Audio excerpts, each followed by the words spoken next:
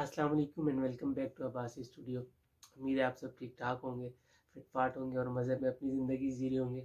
आज मेरी हंसी भी निकल रही है थोड़ी थोड़ी, क्योंकि ये फ़नी सी स्टोरी है। मतलब जितनी भी आज तक आपने स्टोरी सुनी है या मेरी देखी है, तो उनमें मतलब एक ट्विस्ट होता है, लेकिन इस स्टोरी में जो ट्विस्ट है ना, वो भी एक बड़े मज़े का ट्विस्ट है। कि मतलब आप इमेजिन करें कि आप एक बंदा है, ये बंदी है, उसके लिए आप मतलब अपनी सारी मसरूफियात तर्क कर देते हैं, उसे अपनी ज़िंदगी में सबसे ज़्यादा इम्पोर्टेंस देते हैं, उसके लिए वो जो चाहता है जो चाहती है उसको वो ला के देते हैं, और फिर वो एंड पे आपको एक छोटी सी टोपी करा के ना अपनी जान छुड़वा लेता है।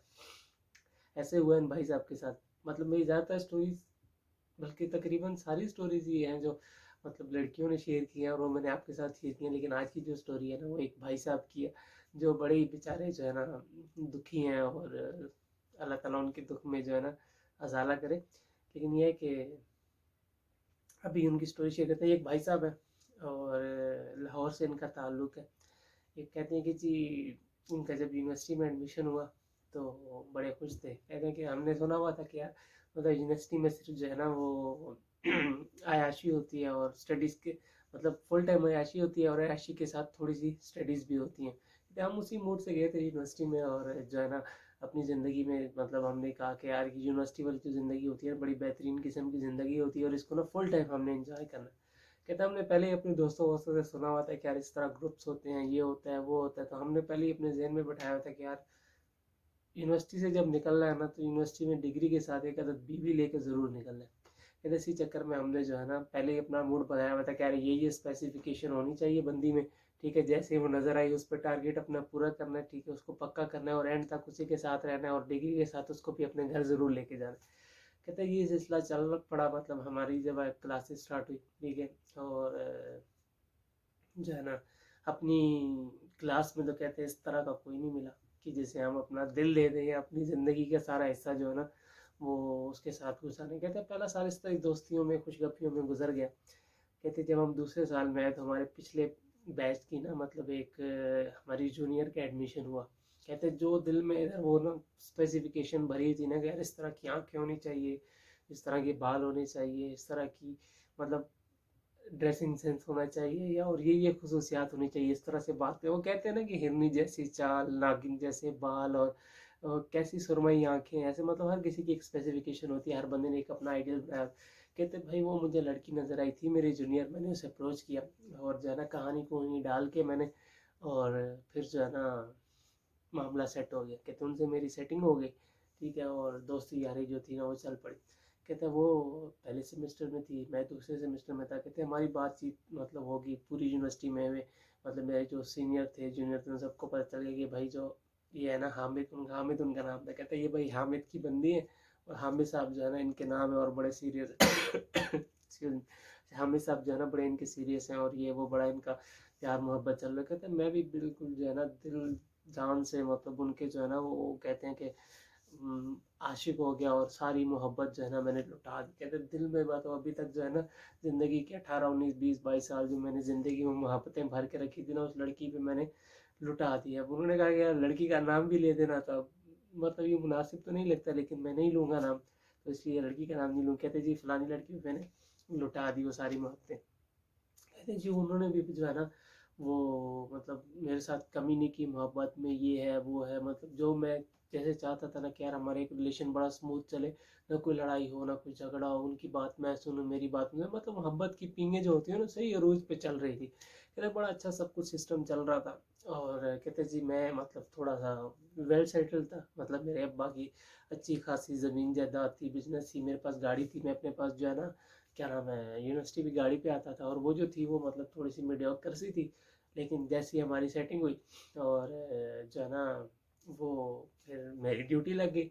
मैं सुबह उनको यूनिवर्सिटी आने से पहले पहले उनको पिक करता, ठीक है, और फिर यूनिवर्सिटी आता, फिर जाते हुए उनको घर ड्रॉप करता, और जो है ना फिर अपने घर जाता। कहते ये सिलसिला प्यार मोहब्बत का बड़ा ही को बेहतरीन चल रहा था। और मैं कहते हैं कि मोहब्बत में ना मतलब उसका वो आशिक कम और ड्राइवर ज़्यादा बना हुआ था।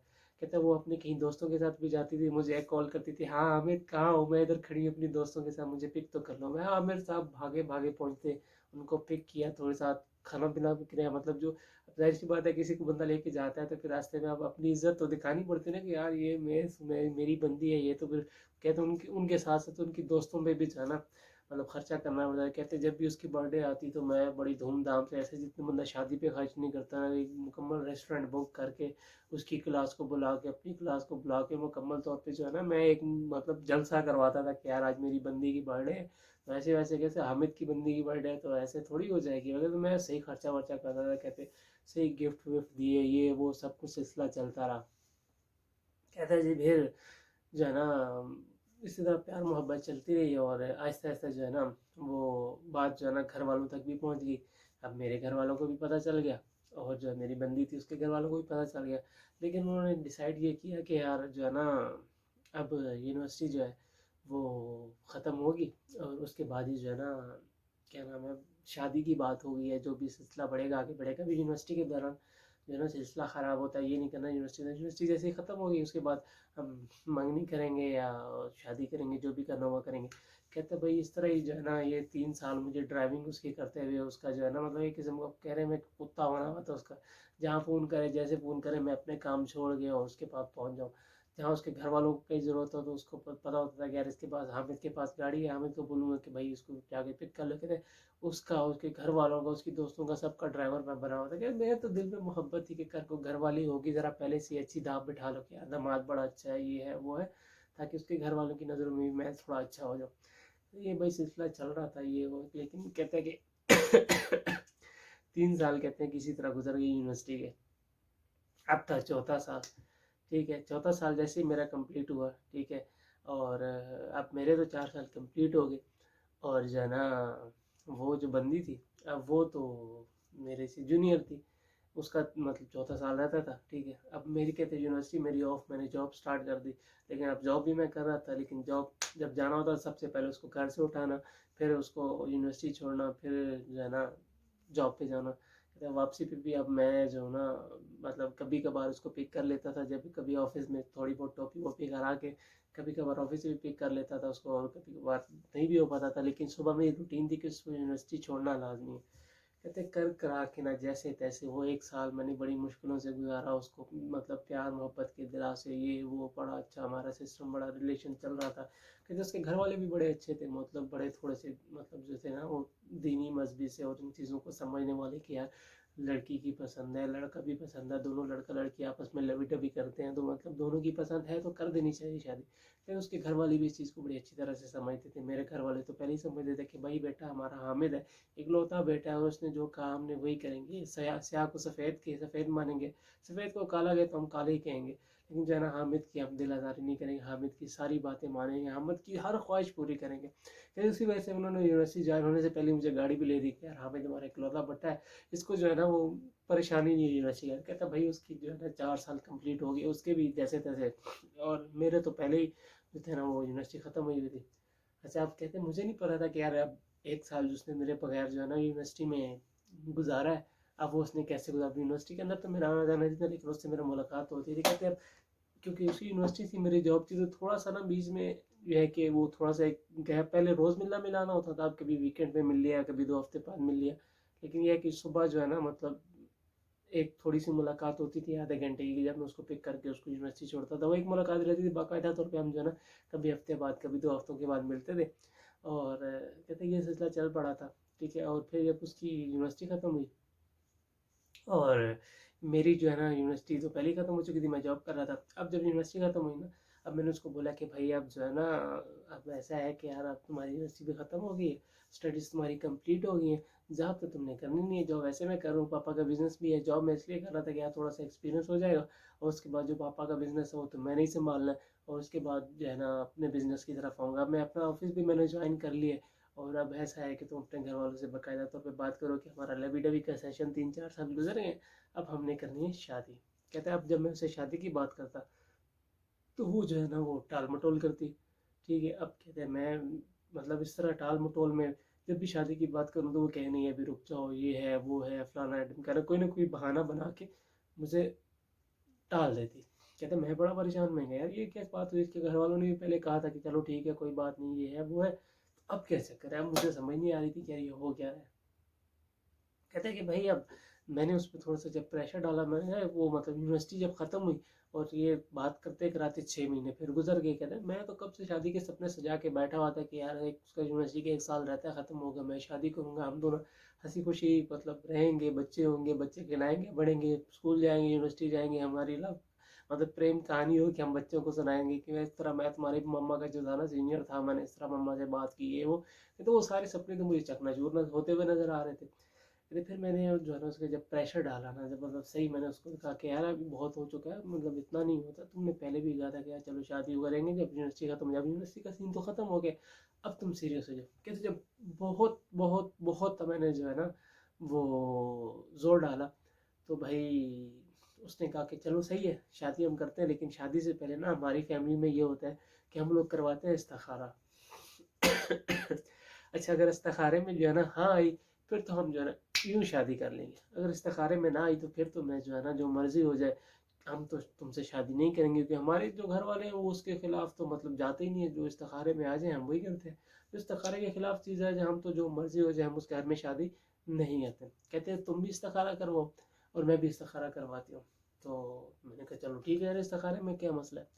अच्छा जी, वो फिर जो है ना क्या नाम है, कहते हैं मैंने इस्तिखारा करवाया, ठीक है, मेरी तरफ तो वो क्या है कि चलो सही है, मैंने उसको बताया कि जो है ना मेरी तरफ वो क्या है तुम बताओ, वो कहती है कि जी मेरी तरफ तो ना आई है।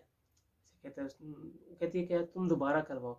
अच्छा, कहती है कि चलो, मैंने उसको बोला कि यार मैं दोबारा करवाता हूँ, तुम ऐसा करो तुम भी दोबारा करवाओ। अच्छा, कहती है मैंने भी दोबारा करवाया, मेरा फिर से वो क्या आया, मैंने उसको बोला दोबारा कर, वो कहती है कि मेरा फिर से ना आ गया। अब मुझे समझ नहीं आती यार ये क्या चक्कर है। कहते मैंने फिर, कहती है कि फिर एक दफ़ा तीसरी दफ़ा करो, अगर अभी आया ठीक है तो ठीक है, वरना तो है ना तुम्हारा मेरा कहानी ख़त्म, ये प्यार मोहब्बत की जो है ना ये दीवारें टूट जाएंगी, तुम अपने घर हम अपने घर। कहता मैं तीसरी दफ़ा दिल पे पत्थर रखा, मैंने कहा यार 2 दफ़ा तो हो गया, अब इस्तिखारा है, अब इतना बार तो नहीं करना चाहिए। कहते मैंने तीसरी दफ़ा भी दिल पे पत्थर रख के बोला, मैंने कहा चलो यार कर लेते हैं इस्तिखारा। कहते मैंने तीसरी दफ़ा इस्तिखारा किया, तीसरी दफ़ा भी मेरी तरफ से ओके आया। अब जो है ना वो उसने किया तीसरी दफ़ा, तो उसकी तरफ तीसरी दफ़ा भी ना आया।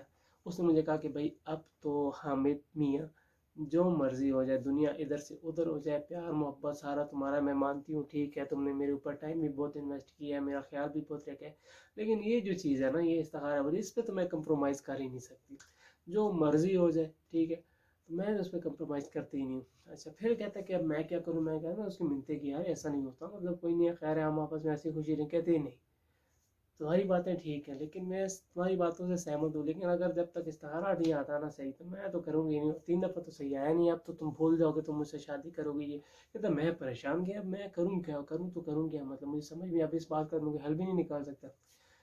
कहता उसने फिर ना आहिस्ता आहिस्ता जब ये बात हुई ना, तो उसने आहिस्ता आहिस्ता बात करना भी बंद कर दी।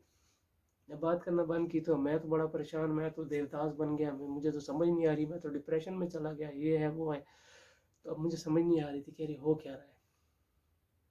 कहते फिर अचानक से ना पता चला कि उसकी मंगनी हो गई है, ठीक है, और मंगनी के बाद जो है ना 1 हफ्ते के बाद उसकी शादी है, और शादी के बाद जो है ना मैडम जा रही है कनाडा, ठीक है। अच्छा, मैंने पता चला है कि यार ये कौन सा है, मतलब अचानक इसकी मंगनी कैसे होगी, ये है वो है।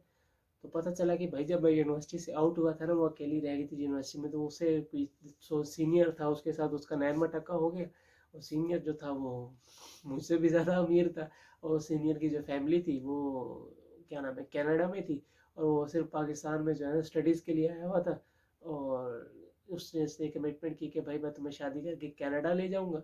और ये मैडम जो थी ना वो डुल गई उस पे, उसको प्यार मोहब्बत सारा भूल गया, इसने बस मुझे इस्तिखारे का बहाना बनाया और शादी करके कनाडा चले गई। तो इस कहानी से हमें क्या सबक मिलता है? सबक ये मिलता है कि यार मतलब सही है, प्यार मोहब्बत में जो है ना वो सब जायज़ है, लेकिन ये है कि ख्याल रखो कि यार कौन तुम्हें कहाँ चूना लगा सकता है, ठीक है, अपना एक लिमिट बना के रखो, क्योंकि लोग जो है ना वो जहाँ उनको मौका मिलता है ना वो धोखा दे जाते हैं। अब ये होता है कि लोग प्यार मोहब्बत के दावे तो बड़े करते हैं, लेकिन आपको हमेशा वो जो है ना ऑप्शन के तौर पे यूज़ करते हैं, ठीक है, जहाँ आपको लगे कि आप लोग किसी का ऑप्शन बन रहे हैं, ठीक है, वहाँ से अपने आप को किनारा कश कर ले, किनारा कश कर ले, वो होता है ना कद्दूकश होता है जो टुकड़े टुकड़े हो जाए, वो वाला कद्दूकश नहीं, किनारा कश। मतलब यहाँ पे मुद्दे की बात यह है कि बाज़ लोग ऐसे होते हैं कि जो आपके साथ रह तो रहे होते हैं, आपसे प्यार मोहब्बत का दावा तो कर रहे होते हैं, लेकिन वो आपको एज ऑप्शन यूज़ कर रहे होते हैं। एज ऑप्शन कैसे? क्या चलो ठीक है, अगर इससे बेहतर मिल गया तो ठीक है, वरना ये तो है ही है। और लेकिन जहाँ आपको लगे कि यार चलो आप अगर एज ऑप्शन जो है ना वो यूज़ हो रहे हैं, फिर वहाँ से किनारा कर लें, दूर हो जाए। कि मतलब जब आपको कोई ऑप्शन बना रहे गए, चलो यार आपको तरजीह नहीं दे रहा, उसकी तरजीहात में आप है नहीं, लेकिन मसला ये है ना कि आपको पता नहीं चलता कि यार कौन आपको एज ऑप्शन यूज़ कर रहा है और कौन जो है ना आपको आपके साथ वाकई मुखलिस है। तो ये अंदाज़ा लगाने का ना, वो बंदे की बातों से बंदा अंदाज़ा लगा सकता है कि यार कौन कहाँ तक आपके साथ चलना चाह रहा है, ठीक है। लेकिन अगर आपको कोई सिर्फ यूज़ कर रहा है ना, वो पता ही चल जाता है। जैसे इनके केस में था कि सिर्फ कहीं भी हो पिक करवा लिया, कहीं भी कुछ हो गया। लेकिन जहाँ प्यार मोहब्बत होती है ना, ठीक है, वो हमेशा अगले बंदे का ख्याल रखता है कि यार चलो यार अगर मैं इधर आई हुई हूँ, अगले बंदे को भी काम होगा, वो अपने काम में ज़िंदगी में बिजी होगा, वो अपना एक इंडिपेंडेंट चल रहा होता है, ठीक है, रिश्ता बराबरी पे चल रहा होता है।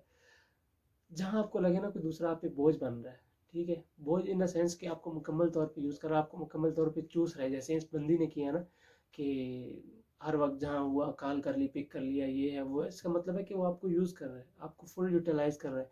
लेकिन जो मोहब्बत जहाँ पे सच्ची होती है ना, ये जहाँ पे एक रिश्ता और एक अपनी एक इज्जत बरकरार रखनी होती है, वो लोग हमेशा ये चाहते हैं कि रिश्ता जो है ना वो बराबरी का हो, कि अगर बाद में कोई बात भी हो तो अगला आपको बात ना कर सके। लेकिन जिन लोगों ने सिर्फ आपको यूज़ करना होता है, वो आपको फिर मुकम्मल तौर पे आपको चूसते हैं, आपका मुकम्मल फ़ायदा उठाते हैं, और फिर आपको जो है ना मौका आने पे धोखा दे के छोड़ देते हैं। जैसे इस बंदी ने किया कि बस चलो सही है, बहाना बनाया इस्तिखारे का, असल कहानी कहीं और देखे यार, चलो बंदी को कहीं आसरा मिल गया कि यार चल इससे बेहतर ऑप्शन है, और फिर इसको खली बली कराओ।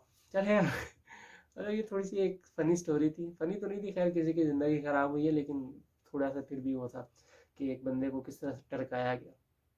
चलें यार, अगर आपको ये स्टोरी अच्छी लगी है तो कमेंट में अपनी राय ज़रूर दीजिएगा, और अगर चैनल को सब्सक्राइब नहीं किया तो सब्सक्राइब भी कर दीजिएगा, और अगर अच्छी लगी है तो शेयर भी कर दीजिएगा। और बस इतना ही है, इंशाल्लाह मिलेंगे फिर दोबारा एक वीडियो में। तब तक के लिए अपने चाहने वालों का, अपने सताने वालों का और अपने ठुकराने वालों का बेहद ख्याल रखिएगा। अल्लाह हाफिज़।